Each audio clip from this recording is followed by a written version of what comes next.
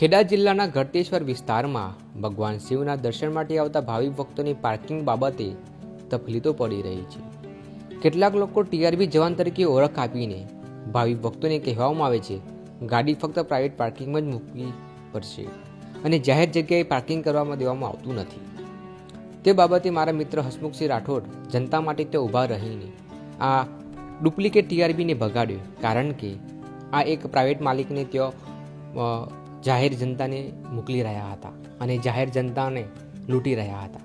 તો મિત્રો, આ વિડીયો જરૂર શેર કરજો જેથી આવા ટીઆરબીઓની સજા અને ચોક્કસ પોલીસ આવા ખોટા લોકો પર એક્શન લઈ શકે। જય હિન્દ, જય ભારત। આ વિડીયોને શેર કરજો, આખા ગુજરાતમાં પહોંચે કે ભગવાનના ધાર્મિક સ્થળ ઉપર કેવી ખુલ્લેઆમ લૂંટ ચાલી રહી છે। એટલે વધુમાં વધુ આ વિડીયોને શેર કરતા રહેજો। આગળ હું તમને બતાવો છું, એ ભાઈને પણ બતાવો છું।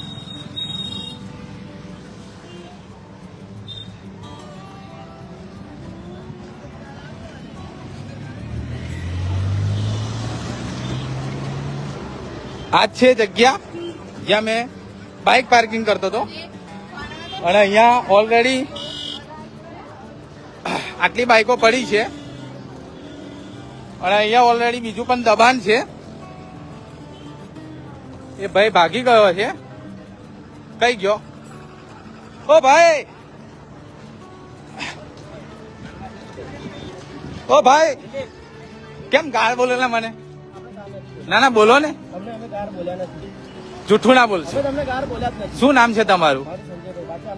ના, પણ હવે કે ચોર્યા અહીંથી બાઇક લઈને તો હવા કાઢી નાખે છે ખોટી, એટલે હું ખોટું બોલો છું। આખી ગુજરાતની જાહેર જનતા જોઈ રહી છે ને આ સાઈડમાં આવો, સાઈડ, એવું નહીં, આખી આ ગુજરાતની જાહેર જનતા જોઈ રહી છે। અત્યારે અહીંયા 32 ફેસબુક લાઈવમાં જોડાયા છે। તમે ના કીધું કે અહીં હવા કાઢી નાખે છે એમ? ભાઈ, ત્યાં કે બાઇક ઉઠાવી લે એવું પ્રૂફ? વાંધો નહીં, પછી કાલે તું મને ફોન કરશો, તમે મને કાલે તમે મને ફોન કરશો, એવું નહીં। તમને માણસ તું તાથી તમે મને વાત કરી, બરાબર? તમે મને પ્રેમથી કીધું હોત કે અહીંયા અરે પણ ઓલરેડી ત્યાં બાઇક કેટલી પડી છે? ના, પણ અહીંયા બાઇક કેટલી પડી છે? એવું ના, અહીંયા બાઇક કેટલી પડી છે? હા, શું પણ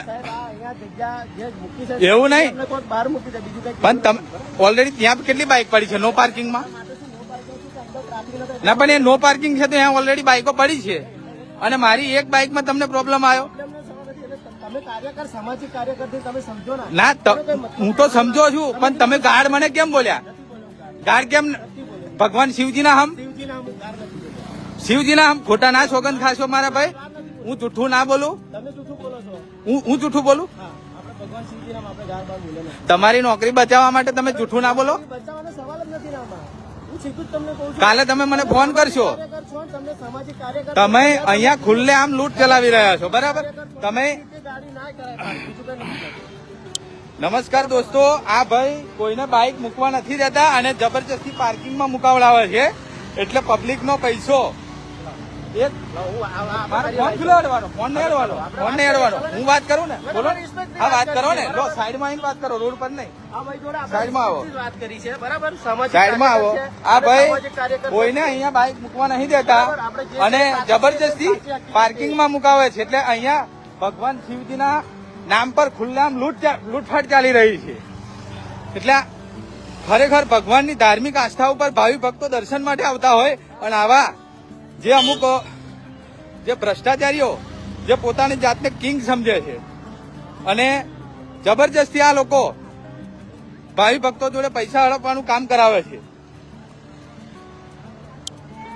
શું કહેશો? તમને કઈ અનુભવ થયો? એવો કોઈ કડવો અનુભવ થયો આ ભગવાનના સ્થાન ઉપર? હા હા,